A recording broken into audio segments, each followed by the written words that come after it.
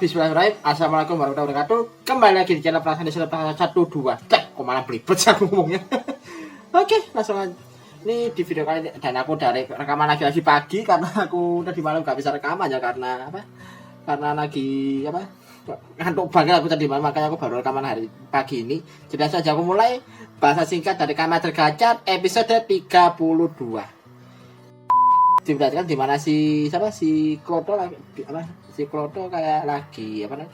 Kayak ya bisa dibilang kayak lagi tantrum mungkin bisa dibilang ya. Ya gimana kata tantrum mau dia bisa dibilang habisnya kalah kan kemarin kan dari Kamar Telepon Farado. Kalahnya juga karena ini sih dia lebih apa? Kalahnya karena apa namanya?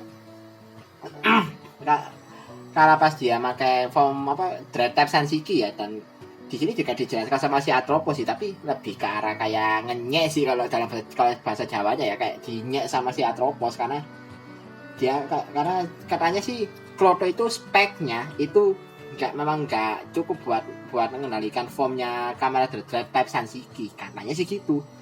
Ya ini memang juga memperjelas kata-katanya Minato Sensei sih yang pernah bilang kalau memang apa namanya sepertinya si Dread Driver itu nggak bisa dipakai sembarang orang. Dan ini kenapa aku bilang spek dalam tanda kutip, ntar aku jelasin deh nanti. Ini karena ada hubungannya sama kayak identitas sebenarnya dari para Trident Sister itu sebenarnya ke siapa. Ini ada hubungan sama itu kan, nanti aku jelasin. Dan ya karena udah di kondisi kayak gini sama Atropos makin dinyek kan sama si Atropos, ya udah di si Kloto kayak kemarahannya bener-bener udah muncak banget itu sampai dia itu bener-bener pengen ya gimana, pengen gelut gitu kan biar membuat mutin diri kalau dia itu nggak lemah. Kesannya kayak gitu ya kalau aku lihat ya. Dan ini melipir dikit ke ini apa ke hal yang bisa dibilang cukup jadi highlight ya di episode kali ini, yaitu perihal dunianya Kamen Rider Legend. Ini ternyata dunianya Legend akhirnya muncul di serialnya loh. Apa namanya lupa aku. Dunianya Kamen Rider Legend aku lupa, kan ada namanya cuma aku lupa, sorry. Nanti kalau ada yang tahu tulis aja kolom komentar ya.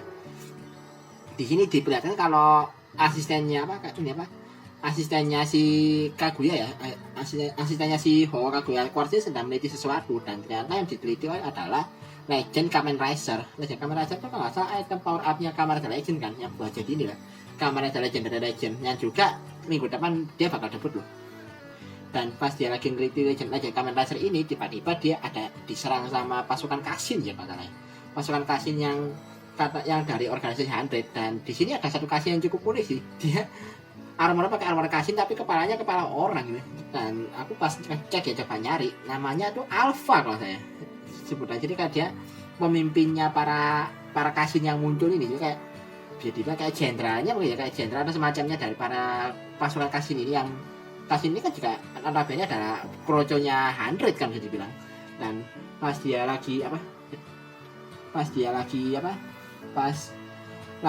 lagi digerebek itu, tiba-tiba Legend Kamen Rider-nya kayak terbang sendiri entah kemana, lewati Aurora Curtain ya kalau salah, yang ini apa kayak semacam Aurora tempat yang biasanya si Biget muncul itu loh.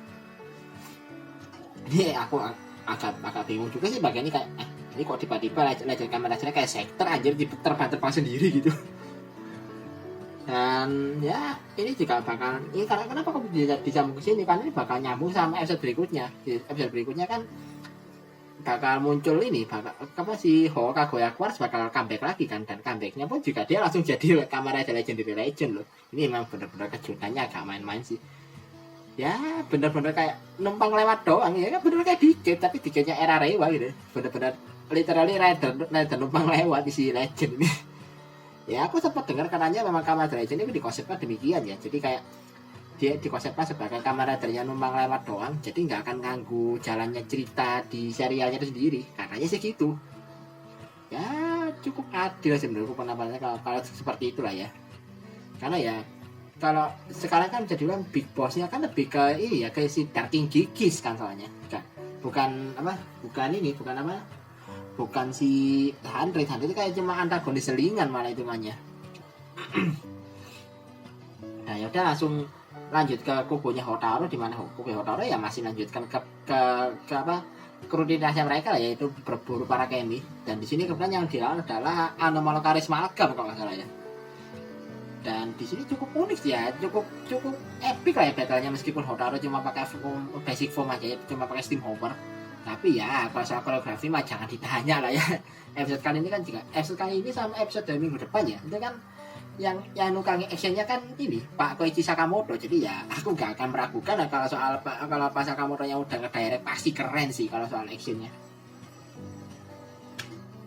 Dan dan juga lanjut lagi ini aku agak langsung loncat ya, ada bagian di mana si Lakesis itu katanya ini si Rine itu kayak kayak mungkin lebih kayak minta saran ya, kayak minta saran ke si Lakesis kan udah di kubunya mereka. Katanya si Rine ini aku juga bingung nih, ini kok jadi kayak gini plotnya gitu. Tapi di sini kan Rine bilang kalau dia itu pingin menyelamatkan, pingin nolong, lebih tepatnya pingin nolong si Atropos. Ini kok tiba-tiba jadi kayak begini gitu. Yang awalnya antagonis ya, tapi ya aku jujur bingung mau komentar apa sih, karena ini kayak gimana ya, kayak percakapannya kalau menurutku pribadi ini rada wasted sih menurutku percakapannya, karena kayak pengennya sih ya mungkin kayak mau dibuat dinamika antara Rine sama Atropos, cuma kayak masalahnya tiap kali kedua karakter ini dipertemukan dalam satu adegan aja jadi bilang nyanter saja, itu rada boring loh menurutku pribadi, jujur aja ya. Jadi kalau mau dibuat kayak gini kayak apa banget gitu, kalau menurutku pribadi kayak aneh sih, jujur aja sih. Dan ya mendengar hal ini juga si Lakesis juga agak skeptis sih, karena kok kayak dilihat ini kayak naif banget gitu lah, apalagi kan di sini kan juga ya para anggota Three Sister kan bukan benar-benar manusia kan, jadi ya dia merasa kayak buat apa kayak hal kayak gini kayak gak dibutuhkan buat mereka gitu loh. Dan di sini juga kemudian si Bukioka ngomong kalau memang merasa kayak gitu kenapa nggak nyoba jadi manusia aja gitu, kenapa nyoba jalani sebagai manusia gitu, katanya si Bukioka ngomong kayak gitu ke si Lakesis ya, meskipun ada sedikit bumbu humor berbau sas sih yang rada-rada sas sih, dimana si Bukioka tuh kayak ngomong ingin meneliti Lakesis ini kok kalau dari nada bicaranya kok kayak sas banget gitu. Apalagi juga reaksinya Lakesis juga lucu kalau menurutku pribadi. Aduh emang repot nih. Aduh bingung kamu mau apa, karena memang rada sas aja sih kalau di kupingku. Dan ya dan ini ditambah dengan teori, ini bukan teori lagi sih, lebih tepatnya seperti kayak penjelasan lanjutan lah dari Minato Sensei yang bilang kalau ternyata Three Sister ini adalah homunculus. Ini aku kaget sih jujur pas tahu bagian ini. Homunculus kan kalau bisa dibilang lebih kayak manusia buatan kan, jadi manusia buatan yang diciptakan melalui ilmu tertentu gitu, kayak entah ilmu sihir lah segala macam lah. Tapi dia kayak menciptakan manusia buatan yang proses terciptanya nggak alami gitu, kayak bukan kalau manusia kayak dia kan kayak gimana lahirnya kayak lahir dari perut ibunya dan segala macam. Nah kalau homunculus ini dibuatnya benar-benar langsung jadi kayak gitu, jadi kayak benar-benar kayak makhluk buatan yang nggak ori gitu loh. Ini menjelaskan sih kenapa kok kayak Lakesis selalu bilang kalau dia itu bukan manusia, karena memang ya benar-benar bukan manusia, lebih tepatnya sih manusia buatan yaitu homunculus. Yang kalau di Kamen Gajar ini homunculus itu kayak semacam makhluk yang tercipta dari ilmu alkimia terlarang juga loh ternyata. Karena ya gimana kata terlarang ini kan kayak menciptakan entitas baru yang bisa kayak melawan teori penciptaan, jadi kayak benar-benar melenceng jauh. Dan makanya kenapa penciptaan homunculus ini termasuk terlarang kalau di sini katanya. Dan ya lanjut lagi ke kue Hotaru, di mana habis Hotaru beres lawan Anomalocaris Malgam mau balik ke akademi, tiba-tiba diserang sama si Kloto, langsung langsung ditendang aja sampai munting si Hotarunya ya bos. Dan lagi asiknya gelut, tiba-tiba ini muncul pasukannya Kashin. Dan ya mereka akhirnya bertarung sama pasukannya Kashin. Dan di sini memang koreografinya cukup keren sih, apalagi para case-nya benar-benar dibuat harus fight dalam wujud manusia, itu keren sih menurutku. Ya ini memang ciri khasnya Sakamoto sih, jadi memang benar-benar para aktor dan aktrisnya itu harus dituntut harus bisa action. Jadi dan aku salutnya mereka di sini actionnya nggak kaku loh, apalagi si aktornya si ini si Sabimaru sama Hotaru itu mereka pas fight cukup bagus sih. Kalau aktrisnya aku lupa namanya tuh, aku lupa lagi namanya tuh. Kalau itu nggak kaget lah, aku memang dia basically memang bela dirinya jago sih. Dan pas lagi bertarung tiba-tiba mereka kayak ditelepon ya. Ini apa sih para pasukan Kasim terus juga Hotaru sama Kloto tiba-tiba kayak dipindah ke tempat lain lewat portal misterius gitu yang muncul entah dari mana. Dan ya udah ketebak sih ini ulahnya siapa. Ya ini si Dark King Gigis yang muncul dari balik bayang-bayang terus ya mindahkan mereka ke satu tempat gitu. Dan di sini juga dijelaskan ya kalau ternyata tempat ini ada kayak semacam labirin dimensi misteri, kayak labirin dimensi gitu ya katanya. Labirin dimensi yang memang diciptakan melalui ilmu alkimia khusus katanya. Kalau menurut penjelasannya si Kloto ya, pas Hotaru itu kan ketemu sama Kloto kan, papasan lagi sama Kloto mau diajak gelut, pas mereka mau gelut tiba-tiba diinstruksi lagi sama pasukan Kasim. Ini pasukan Kasim bener-bener kayak nongolnya di saatnya bener-bener kadang-kadang kayak gak tepat banget loh. Mau gelut mereka nginstruksi, mau gelut mereka nginstruksi, kayak kocak sih menurutku. Dan ya menurutku kalau soal ini ya memang nggak terlalu banyak yang bisa dibahas ya karena ya ini kan ini hasil dari kekuatannya si Dark King Gigis kan. Jadi ya menurutku masuk akal sih kalau dia bisa menciptakan labirin dimensi yang rumit banget kayak gini. Hotaru kan sampai bolak-balik masuk pintu ini, masuk pintu itu ke tempat random ini, bahkan sampai balik ke tempat semula. Ini benar-benar kayak labirin banget sih. Dan oh ya ini ada satu hal ini nah, cukup receh sih tapi ya ini kupingku aja yang salah dengar atau si Hotaru sempat bilang oh my god ya plesetannya oh my god ya. Ini sorry ya, ini kupingku aja yang salah dengar atau memang Hotaru ngomong gitu. Ini kalau misalnya kupingku salah koreksi aja lah ya. Ini jujur aja ini kayak kupingku dipeting langsung kayak ini beneran Hotaru ngomong kayak gini pas dia lagi ngobrol sama smartphone ini sama si smartphone Kemi. Ini memang kalimat khasnya dia atau gimana ini? kayak agak gimana ya di kupingku kayak bikin kupingku langsung fokus gitu karena ini serius Hotaru ngomong kayak gini. Ya ini cuma selingan aja lah ya karena aku memang ini kupingku aja terlalu fokus atau memang gimana gak tahu sih aku. Dan satu lagi di sini ya kalau perihal actionnya ini kalau perihal action ya kan memang bisa dibilang episode ini bener-bener banyak banget actionnya lah. Bagi action dari Hotaru sama Kloto lawan pasukan Kasim ini banyak banget loh di episode kali ini. Dan di sini juga satu lagi ada bagian di mana si Hotaru itu nyoba ya ini meyakinkan si Kloto kayak lebih tepatnya membujuk si Kloto biar gabung buat pindah kubu gitu kan. Karena ya si Hotaru itu kayak merasa kayak Hotaru dia sama Kloto itu seharusnya saling bertarung gitu. Mending kalau zaman bertarung ya udah mending satu kubu gitu ya. Ciri khasnya para protagonis pada umumnya ya protagonis yang kayak kayak bujuk antagonisnya buat gabung buat join ke kubunya dia gitu. Jadi ciri khasnya banget sih. Tapi di sini juga saya kan di sini dikasih kalimat di mana kayak Kloto itu nggak punya tujuan apapun selain bertarung. Dan kayak si Hotaru kayak gimana ya kayak agak tega gitu si Hotaru ngeliatnya. Jadi kayak ditanya juga sama Hotaru gacanya Kloto itu apa, lebih itu kayak tujuan hidupnya Kloto itu sebenarnya itu dia itu mau apa gitu, kayak keinginannya dia dalam hati itu apa itu. Nah si pas dengar itu dari si Hotaru si Kloto kan kayak agak bimbang gitu kan. Nah pas bimbang itu tiba-tiba si Kasih nyerang makanya dia belum sempat jawab. Tapi di sini ada hal yang cukup menarik sih di mana sempat terjadi kayak team up singkat ya antara si Kamen Rider Gacha sama Kloto. Dan di sini juga Kamen Rider Gacha cukup epic sih karena dia pakai dua form lama yang menurutku udah lama aku nggak lihat loh, yaitu si Gold Mechaniker sama Super Gacha Cross UFO X ya kalau nggak salah. Dan di situ memang ini yang paling edan menurutku si Gold Mechaniker sih. Jadi pasukan Kasim sebanyak itu dikerenyetin langsung jadi serbuk mereka. Wow itu keren sih menurutku pribadi. Dan juga sih gimana ya pas meskipun mereka itu di kubu yang berbeda tapi kalau mereka udah kerjasama keren loh si Gacha sama Kloto kalau udah kerjasama. Jadi kayak kompaknya kerasa loh padahal mereka itu kan beda kubu. Agak unik sih kalau menurutku pribadi. Dan ya pas mereka nyoba nyari jalan keluar tiba-tiba dicegat lagi sama pasukan Kasim yang lain ya. Dan di sini akhirnya saat terjadi momen di mana si Kloto akhirnya bisa dibilang menemukan kembali kepercayaan dirinya lah ya, anggapnya demikian lah.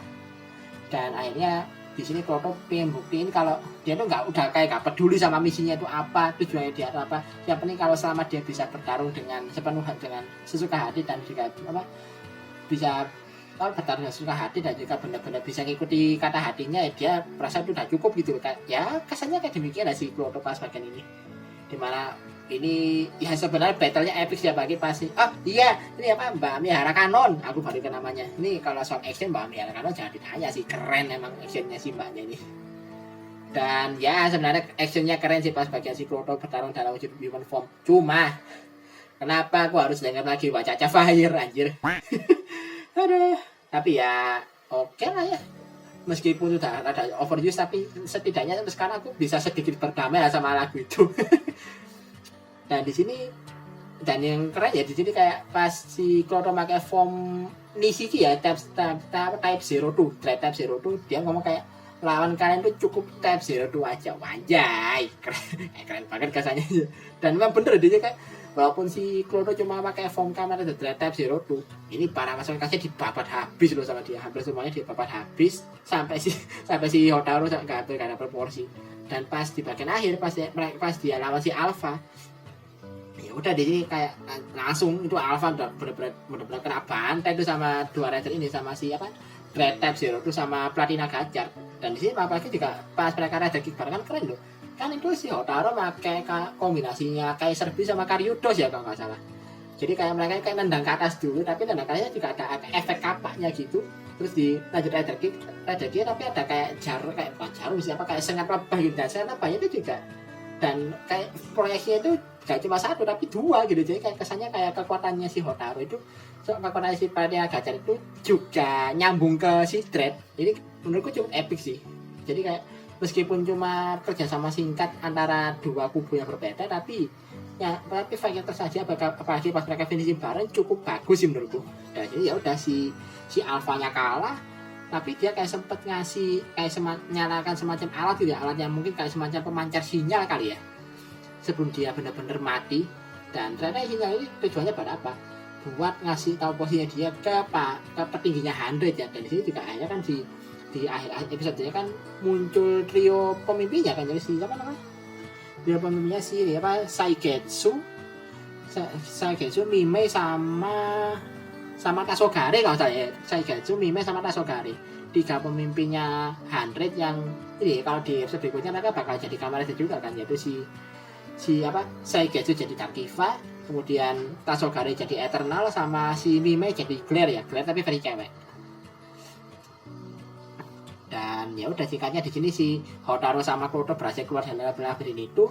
Si Hotaru tetapi dilanjut sama si Hotaru tetap pengen bujuk si Kloto buat Mbak Joyko gue dia. Cuma si Klotonya nggak mau, tetap nggak mau. Bahkan tangannya Hotaru jadi tendang loh pas mau diajak jabat tangan. Dan dia ngomong kalau dia cuma memanfaatkan Hotaru doang buat biar bisa keluar. Dan di pertama berikutnya dia bakal ngangkat Hotaru. Jadi kayak kesannya sih mungkin mau dibuat kayak gini ya, mungkin mau dibuat kayak antara Hotaru sama Kloto itu mau ada rivalitasnya gitu. Kalau aku lihat dari jawabannya si Kloto ya, boleh aja sih ya, kalau selama eksekusinya nggak kacau sih nggak apa-apa ya menurutku. Karena menurutku ya dua orang ini kan kalau mau dibuat jadi ada rivalitasnya ya bagus-bagus saja kok. Apalagi juga memang Kloto kan memang kayak uripnya itu benar-benar fight terus kan. Jadi ya nyambung menurutku di sini. Pas lagi ngomong gitu tiba-tiba mereka diserang kan, bukan diserang kan ya, di stun lah sama si Darking Gigis yang tiba-tiba muncul. Terus si Kloto direbut dan kayak dipengaruhi atau semacamnya gitu ya sama si Darking Gigis. Kemudian akhirnya si Kloto kayak langsung berevolusi loh di sini, berevolusi jadi wujud baru yang namanya kalau nggak salah Kloto Rebis ya namanya. Di sini desainnya unik sih, dan aku ya cukup ngeri sih man desainnya si Kloto Rebis ini. Tapi malah kayak ini kayak karakternya Mortal Kombat anjir kalau aku lihat. Tapi cukup ngeri sih, kesan ngerinya dapat kok si desainnya si Kloto Rebis ini. Meskipun cuma kayak ganti outfit doang, sama kayak ada semacam penutup mulut yang melingkar sampai ke belakang kepalanya sih ya. Tapi itu sih menurutku yang bikin kesan ngerinya cukup dapat ya, meskipun gak terlalu ya, tapi ya setidaknya cukup ngeri lah outfitnya si Kloto Rebis ini. Dan aku juga penasaran kalau dari power levelnya ini si Kloto Rebis ini seberapa gitu loh. kalau lebih kuat dari Kloto yang biasa ya itu udah jelas sih. Tapi kalau misal diadu sama Wujud Rider ya aku penasaran ini Kloto Revis bakal sekuat apa. Tapi sepertinya aku bakal harus bersabar sih untuk lihat kayak gitu, karena ya episode minggu depan kan bakal lebih fokus ke ini apa konfliknya antara kubu Hotaru sama Handred kan. Jadi ya untuk perihal kubunya Darking Gigis yang lainnya kayaknya mungkin minggir dulu untuk kali ini. Dan ya udah untuk di bagian itu juga akhirnya sih bagian ini lanjut ke preview ya, dimana preview ada 3 hal sih, yaitu perihal kekacauan yang terjadi akibat yang dilakukan oleh para 300 ya nama trio pemimpinnya Handred itu. Di ini bahkan kubunya Hotaru dapat kewalahan loh sama trio 300 ini yang berubah jadi Kamen Rider, yaitu dimana sih ada battle yang cukup fan service ya, dimana ada battlenya ini Super Gachard Cross X-Rex lawan Takiva, terus juga Majido sama Valvardo lawan Glare, dan juga sama ini Gachard Skin Hopper lawan Eternal ya. Jadi dimanapun Eternal muncul selalu ada aja nih Ridernya ke bantai, ditambah ke bantai, CEO ke bantai, sekarang Gachard yang kena. Dan yang highlight utamanya adalah comebacknya Ho-Oh Kaguya Quartz, dan langsung jadi Legendary Legend ini cukup menarik buat ditunggu sih, karena dia sekalinya debut langsung jadi final form loh.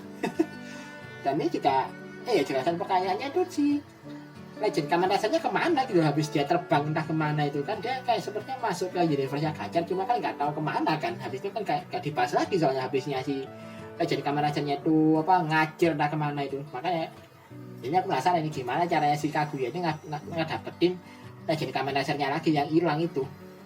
Dan ya mungkin cukup segitu aja kali untuk bahasan episode 32 ini. Sebenarnya kalau dari segi cerita biasa aja sih, jujur menurutku ceritanya biasa aja, tapi ya memang banyak sih dari menarik yang diungkap lagi, terutama teori soal homunculus ini yang menurutku benar-benar menarik. Tapi kalau overall ya biasa-biasa aja sih menurutku ceritanya. Jadi ya tapi kalau soal fight di episode ini ya jangan tanya sih, memang kan episode ini benar-benar kayak full gelut kan, dan apalagi juga fightnya yang nukangnya juga Pak Koji Sakamoto, jadi ya dari segi kualitasnya jempolan sih. Ya mungkin gitu aja kali ya, aku juga bingung mau ngomong apa anjir. Ya udah mungkin sekian dulu aja untuk video kali ini. Kalau misalnya ada like dan share video ini kalau kalian suka video ini, subscribe juga channelku kalau kalian suka dengan video yang ada di channelku ini. Dan seperti biasa kalau misalnya ada yang mau ditambahin atau mungkin ada yang mau dikoreksi dari misalnya aku ada yang salah ngomong ya, tulis aja di kolom komentar. Akhir kata, assalamualaikum warahmatullahi wabarakatuh. Salam dari Prasadi 1412.